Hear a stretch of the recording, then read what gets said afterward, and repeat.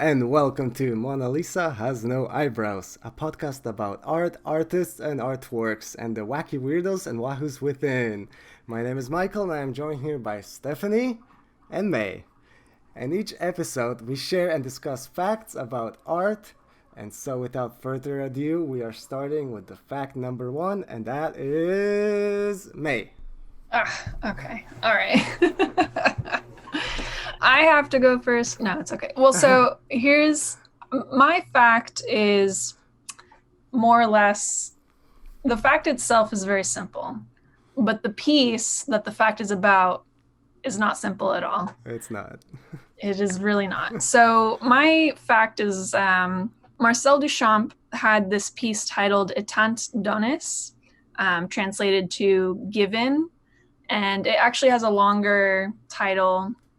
But translated in English, it's Given, number 1, the Waterfall, number 2, the Illuminating glass. And it's basically his last major artwork, which surprised the world because it was believed that actually he had given up art 25 years previously to pursue a life of chess. Just a little bit more about the fact. He had been making the work with surrealism sort of in mind when he had made this piece titled The Bride Stripped Bare by Her Bachelor's Even, also known as The Large Glass. And the work is a tableau visible only through a pair of peepholes, one for each eye, in a wooden door. And the visual that you see when you look through the peepholes is a nude woman lying on her back with her face hidden, her legs are spread, and she's holding a gas lamp in the air with one hand against the landscape backdrop. But I thought I would also just talk about my experience in seeing the piece itself. This piece lives in the Philadelphia Museum of Art, and I actually visited the museum last winter. To view the piece, you walk into this space in the museum that has its own sort of room. So there's a really big doorway, but you walk inside and the room is dark. There's no lights in this room. And you walk in and there's a blank wall, but if you look to your left, there's this big wooden door that's kind of enclosed by all this just stucco wall that you would see at a gallery. And the door is my background here for the visual Zoom viewing. And so it's interesting because the door seems very out of place. You don't really expect to see a door in a museum that is so elaborate. It's brick and wood and put together like something you would see in a village, old towny village, I suppose. And so the piece is, as I said in the fact, you have to walk up and view the piece through the peepholes in the door. So at first glance, you wouldn't know that there's something behind the peephole, right? You would just think like, oh, this is the art piece. It's a door. Okay. And then you move on. But for those that are encouraged to kind of get a little closer, you go and you look inside the peepholes and you see this really kind of shocking scene, as I described, of the woman holding the lamp. And what's really interesting about the piece is that Duchamp didn't really leave any description of what the piece is meant to be. He left instructions on how it can be disassembled, but no information on why or like its meaning or context or anything. So it's really quite an interesting piece, and to see it in person is much different than to see it, in textbooks and just photographs, because you have to physically stand in the doorway, and then right across these wooden planks that make up the door is this really crazy scene. So yeah, that's my fact. There's so much in there. Okay, and I saw a video of it today, YouTube video. And what is the woman made out of? Is it like a painting? No, it's like an actual sculpture Oh, of a woman. So sculpture. so she's actually based off of, he had this model. Mm-hmm. I think I had her name. Oh, I don't want to, my share screen is showing the image, so I'll try to remember. Just yeah. There was this model that was like the Brazilian Mm-hmm. Brazilian Mm-hmm. person of power. I can't, the word is escaping me right now, but it was his wife Okay. that Marcel kind of had like a relationship with. And so Uh-huh. he based this sculpture off of her, but then later kind of modified it to base it off of his wife. And so Okay. it's interesting because the sculpture at first had brown hair Uh-huh. to mimic the original model, and then he Okay. later changed it to kind of a blondish hair to later mimic Nice. the latter model. So yeah, Okay. It's Wow, big. so that's Yeah. like an actual physical, like, statue thing. yeah, it's like a casting essentially, and the kind of sticks that we see that she's laying on are real. Ah, The Yeah. lamp is real. She's holding a physical lamp, but the background is kind of like this sort of Painted. holographic Yeah. painted. Yeah, but everything, the another thing that's really interesting about the piece is that it's all about the perspective that you're viewing it in, which is the limited through the peepholes.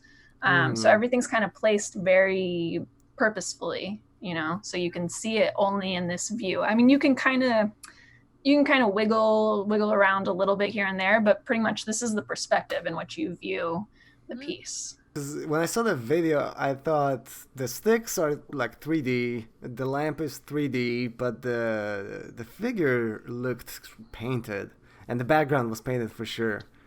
Mhm. So yeah, I wasn't sure if you could see it better in person.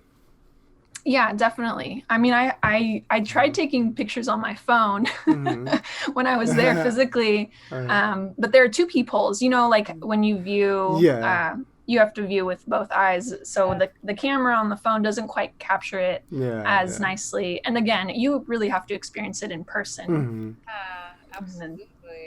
yeah. And it's So, funny. Yeah, the last time I looked into Duchamp, I didn't quite get him at first, and I'm someone who's not a big fan of modern art, so I was instantly kind of like, oh, this is so pretentious. But then there was I think it was like 100th anniversary of his death or something, or his birth, and National Geographic had this like virtual thing about him and his work and his life, and I went through it, and I got it. After that, I got it. I get what he was trying to do, and at the time, it was actually believed that that large glass sculpture, the what was it called, the bride stripped bare by her bachelor's even, that was his last work. Mhm. And then since then, it was found that this is actually his last work, and he worked on it for 20 years. Yeah, it's crazy. It's interesting. I read a quote of his that kind of, to paraphrase it, it basically said that he thinks that artists should be a lot lazier because they should focus longer and work longer on their piece, Oh God. rather than try to bust it out in like 5 minutes or 5 hours or whatever. He worked Uh-huh. 20 years, and look at what an intricate piece he created in not only the physicality of it, but in Mhm. the way that you view it. You don't really, well, maybe sometimes you come up with this out of the blue, like, oh, what if my viewers could only view my art through a peephole? But the more time you spend on a piece of art, the longer you can really, or the more you can really add to it, Mhm. and create all these subtleties in it. well, I mean, he really did. I feel like invent the concept of conceptual art Yeah. with the urinal, the ready-made sculptures, and all that. Mhm. I mean, sure, he says, well, I guess that really is lazy. You just Yeah, kind of right. on a thing, Exactly. or Yeah. on that Mona Lisa postcard where he just drew like the little mustache on it. Yeah. I was so scandalized. Again, I was young when I found out that the title of that piece, it's the initials, and if you pronounce it in French, it translates to "she's got a hot ass." Yeah. And I'm like, ah. But Exactly. okay. So what I learned about Uh-huh. that piece was finding out that nude woman's figure, it says, was that of Maria Martens, his mistress, from 1946 to 1951. So I don't know if that's the Brazilian lady. Yeah. Oh, it must have been. Okay. And then, so I said, this made me think about his wife and how she might feel about his last like significant work, having a naked picture of another woman. Yeah, no, that's a really interesting point. But actually, I found out that, okay, so she served as the model for the figure, but his wife served as the model for the figure's arm. Yeah. It says so. Right. I don't know how why you have to capture the likeness of the arm, but maybe that's just what he told his wife, right? Yeah, that's your arm, honey. Yeah, exactly. I already did the cooch, and it's yeah, exactly. It's done. You don't need a model for me. Don't worry. Exactly. So this kind of leads into the fact about his wife, who I thought was very interesting. So it leads into, I was thinking, but they didn't marry until 1954, which is like well after he made the work and after his relationship with that lady.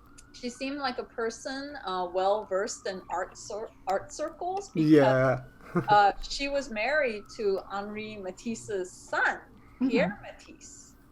So she was Henri Matisse's daughter-in-law, and she divorced the husband due to his infidelities. So she's probably used to all these wacky artists and stuff like that. I was thinking, and then so it turns out she first met Duchamp at a ball given in her honor, but in 1923. But they didn't start going out until they met again in 1951. So wow, I didn't know that. To find out about these relationships, right? It's like, I never even thought about Marcel Duchamp's wife until just now, And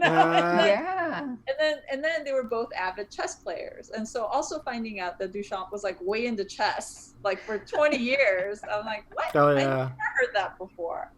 And then so after he died, she maintained close friendships with his, artist friends, and served as the honorary trustee of the Philadelphia Museum of Art, which has the largest collection of his work. So I guess that must be the connection of how you get to see that work at the museum, which is so great.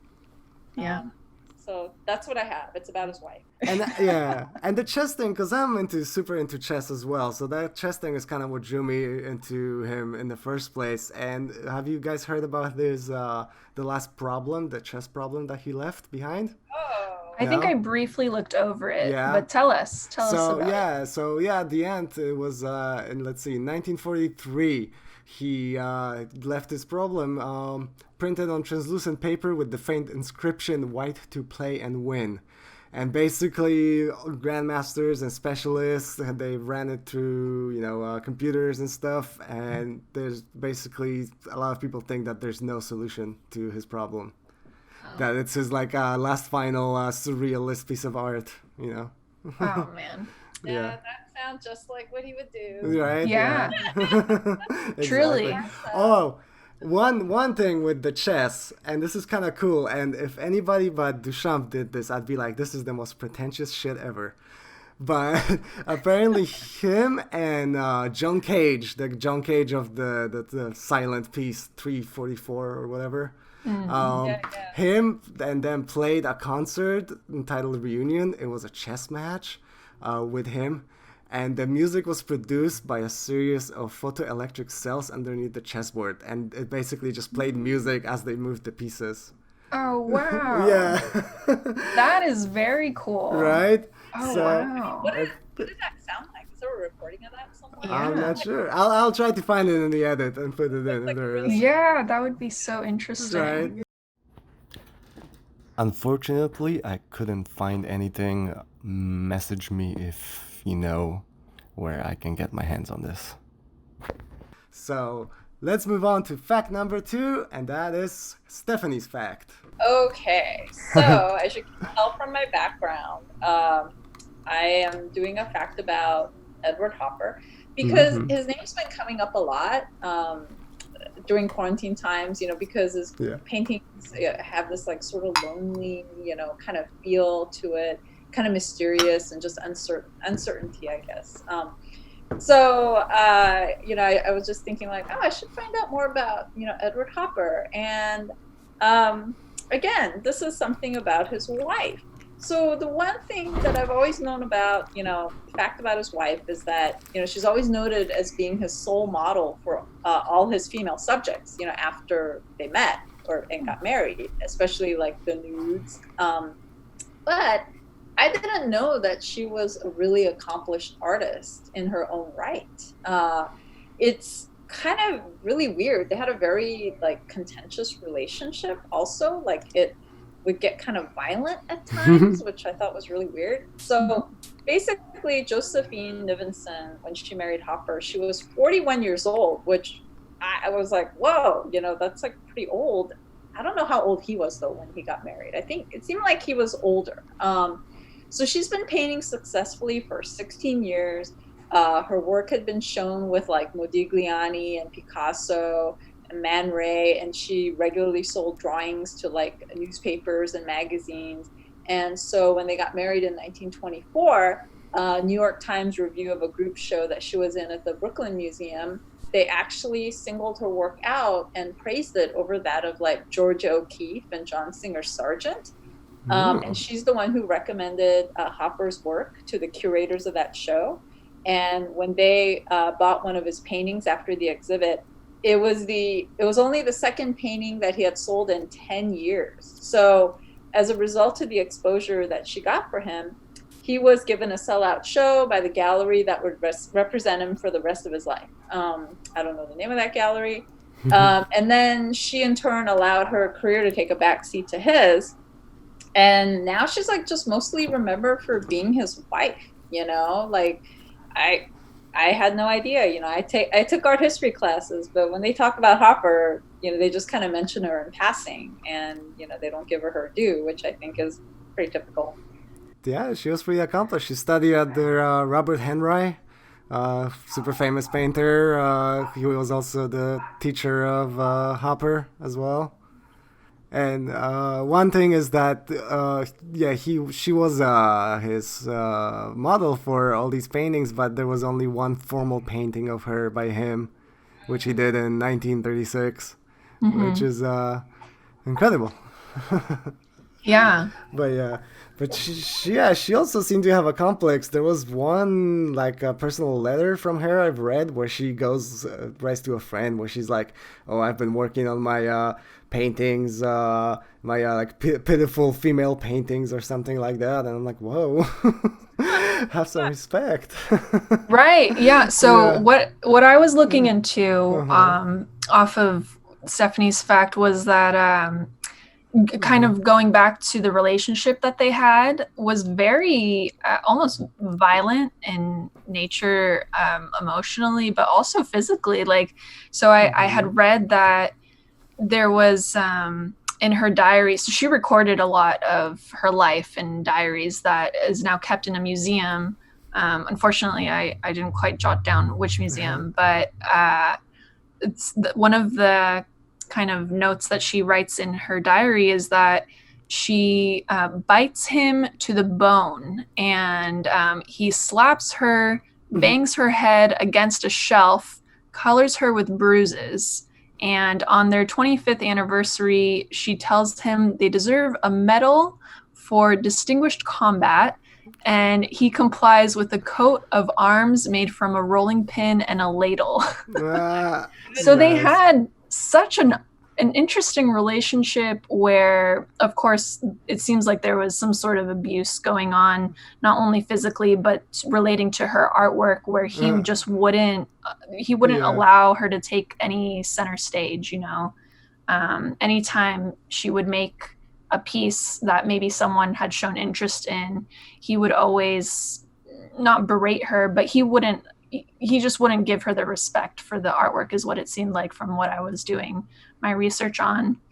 And then she later writes in another diary entry, she writes, "Of course, if there can only be room for one of us, it must undoubtedly be he. I can be glad and grateful for that. So it's interesting because it speaks to the times, you know, of when he was becoming a very famous artist, and back in the day how women were supposed to take the side seat and allow for the male figure to kind of take over. But yeah, it's just really interesting. And then speaking to what Michal was saying about how she viewed her own work as well. So another quote that I found was they actually started her, Josephine and Edward Hopper, they would call their artworks their children because they never had any actual children.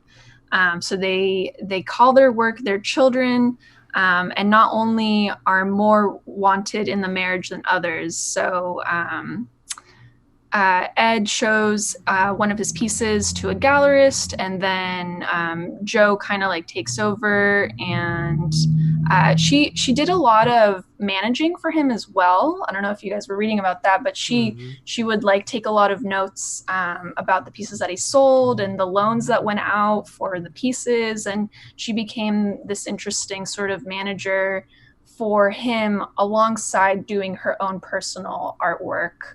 And I think that was also part of her taking that side seat and not really realizing the full potential of her own artistic career.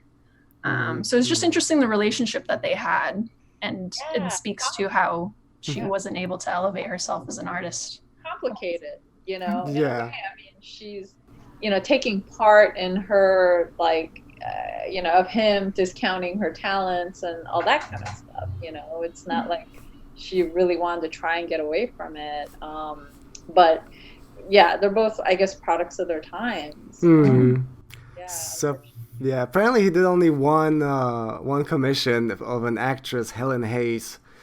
She was called like the Queen of American Theater, and she said that she's never met a more misanthropic, grumpy individual in my life. Oh, wow. So he definitely wasn't a nice guy. I don't think so. Yeah, that's how it seems. And she named all his paintings, including Nighthawks. Yeah, I read about that as well. Yeah, it's so interesting how, like, you know, she really had a real hand in his career. I mean, like you said, Steph, in your fact that she had introduced him, or she basically helped him sell a piece, and that helped launch his whole career. So yeah, but you know, when they first met, it was she who was way more accomplished than he was. So yeah, it's really unknown, like how she felt about that toward the end of her life. Or, I mean, I'm sure somebody knows. We haven't researched that far. We don't get that deep. But yeah, Edward Hopper. What you got on Edward Hopper? This was pointed out in some documentary I watched years ago, but I've never noticed, and now I cannot unnotice, is that the diner in the Nighthawks has no exit door. Yeah, I read that too, and I'm like, really? Yeah. So he does a lot of that. Apparently, when I was reading about it today, the kind of idea of windows and voyeurism is just like ever present in his art. Like all his paintings are just like as if you're spying on people, right? And it's the same with this one. Yeah, it does have this sort of unsettling quality. Right. Yeah. No escape. It's like every painting is like a purgatory for some reason. And it's always because the figures are never looking at you. They're always kind of looking off into the distance.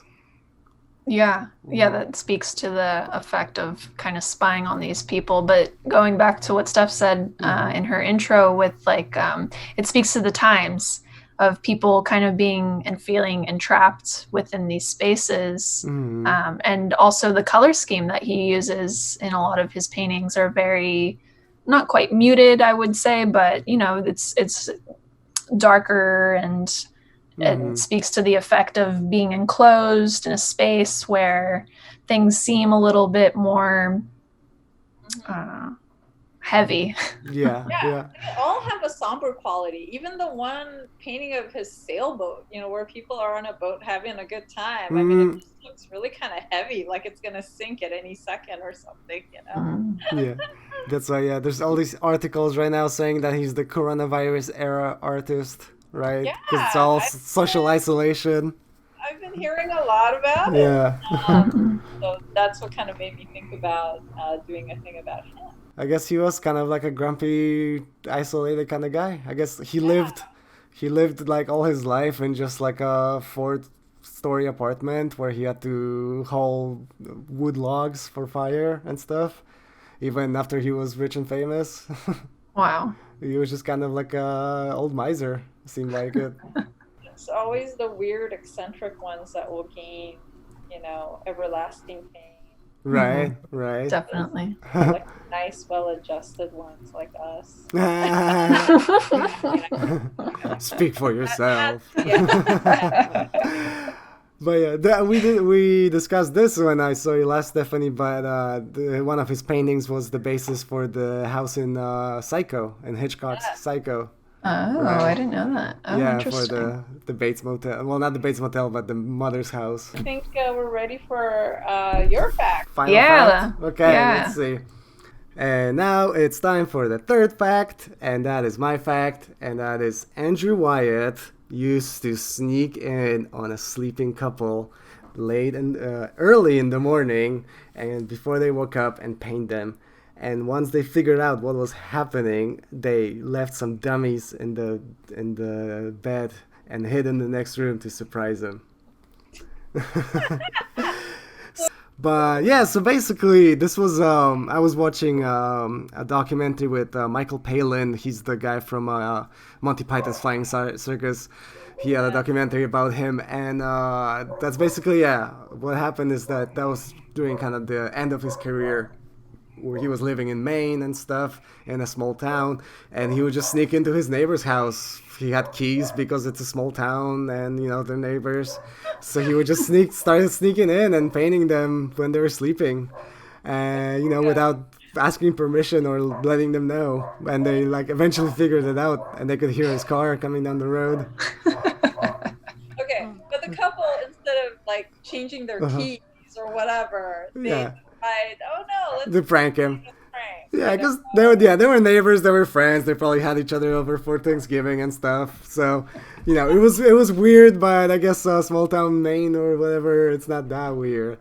But yeah, he was a strange individual in his own right. What you guys find out about him? Well, so speaking of being strange individuals, so the big thing about him, are those Helga paintings. Yeah. From where they discovered in the 80s. Mm-hmm. So he painted his neighbor, Helga Testor, over the period of over 14 years without the knowledge of either his wife or her husband. And so, let's see. So basically, in 1986, this publisher and millionaire purchased almost the entire collection, preserving it intact. So he had already given a few of the Helga paintings to friends, one of which, this one painting called The Lovers, he gave it to his wife. Yeah, I saw that. Wow. And then the works were exhibited at the National Gallery of Art in 1987 in a nationwide tour. But, he received a lot of criticism of the exhibition and the tour. So a lot of the critics lambasted it as an absurd error and essentially tasteless endeavor. So the curator of the museum labeled the show the most polarizing National Gallery exhibition of the late 1980s. And he himself admitted concern over the voyeuristic aura of the Helga exhibition. So it was also criticized because after it ended, the owner, that millionaire guy, he sold the whole thing to a Japanese company. What? Which a lot of people felt was crass. And then, so in 2007, when Wyeth was asked if Helga, the lady, was going to be present at his 90th birthday party, he said, "Yeah, certainly. She's part of the family now. I know it shocks everyone. That's what I love about it. It really shocks them." I think he really enjoyed the notoriety and the shock. Right. So even though he kind of seems like this sort of old stock New England dude, which I guess he kind of is, Yeah, he definitely has a the streak in him. The streak. That maverick artist streak. Uh, Yeah. but that's another note about art criticism throughout the years. Yeah, they called it a traumatic event for the museum. Like it's just it's just paintings of a woman. Some of them are not even nude. They're just clothed. Like it's great. But yeah, so yeah, it's funny because he claims that there was no physical relationship. But yet for some reason they kept it secret. So who knows? He said some like things where he has to be enamored with the model and he has to be like smitten, and that's what happened with her. But claims he never had sex. So We'll never know. We'll never know. But yeah, 240 paintings and drawings. Yeah, no, he's amazing, and he painted in egg tempera, which is right the weirdest thing. And do you know why he painted in that? No. Yeah, I didn't catch one. No, it's basically he wanted to do something different than his dad, who painted in oils. N.C. Wyeth, another famous painter. Right. Yeah. Yeah. So that Michal, I don't know if you have you probably have more than I do with your extensive research, but I was kind of looking into his childhood, and I found out, like you're saying, his father was a famous illustrator. But it's interesting because I was reading about how his father really homeschooled him and kept him kind of within his reach and wouldn't let him kind of go farther than what he thought he should be doing. So I don't know if you guys knew, but Andrew Wyeth was actually born on the same day as Henry David Thoreau. Oh, really? Who has Walden, very nature-based, very one with the earth, sort of allowing nature to take its course, and you take what you can from it. And so his paintings kind of relate back to nature, and he heavily emphasizes nature within his works. But what I was reading about, I think I have a quote. No, I might have lost it. Oh, well, so he was homeschooled by his father, the quote was obsessively focused. So he gave Andrew this obsessively focused personality on being an artist because of his father being such a big influence, in his life, whether positive or negative. But something that I read that was really, really kind of shocking. I don't know if you guys read about it, but his father actually died in a train accident where it was his father and his 3-year-old nephew in October of 1945.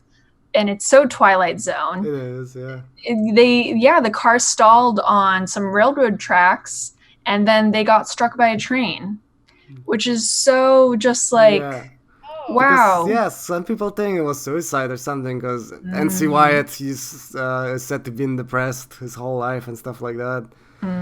Because, they just stopped on the train tracks and made no attempt to get out of the car. It's weird. Yeah, that's true. That's a good point. Yeah, so it's too Twilight Zone. Total Twilight Zone. Yeah.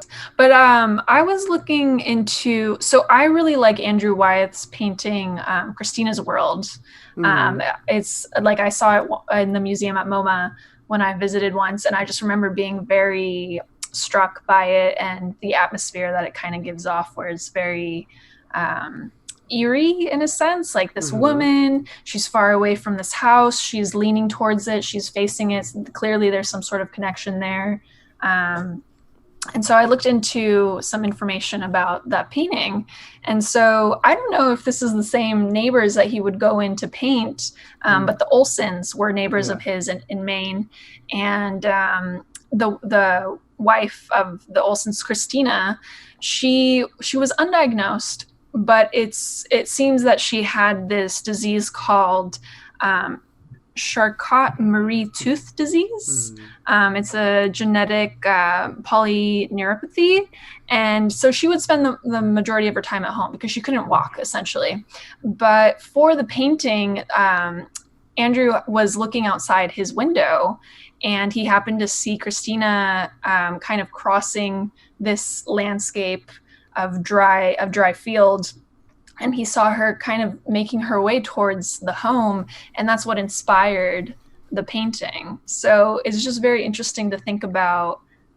He really worked off of what he was observing. He wasn't really trying to be a surrealist or an impressionist or anything like that. He was very much a realist, and he wanted to show exactly what he was viewing, not only through a quick glance through the window to see his neighbor, but very much so to break into his neighbor's home and start painting them. So yeah, I thought it was just, I love that painting so much. There's something very interesting about just thinking about what is the connection between this woman who is on the ground. She's not walking. She seems to be in some sort of state of disarray, or something odd's happening. And the colors that he uses in his tempera paint are very much, it just lays the atmosphere down in this really interesting sense. And how, no, go ahead, Stephanie. But I was thinking, like, even without knowing that fact, like, I think most of us have seen that painting first and then learned about the circumstances behind that model after. Mm-hmm.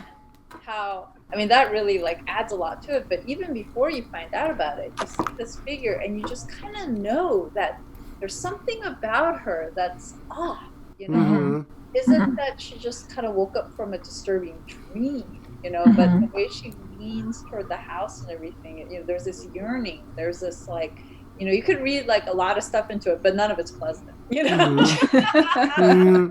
Yeah.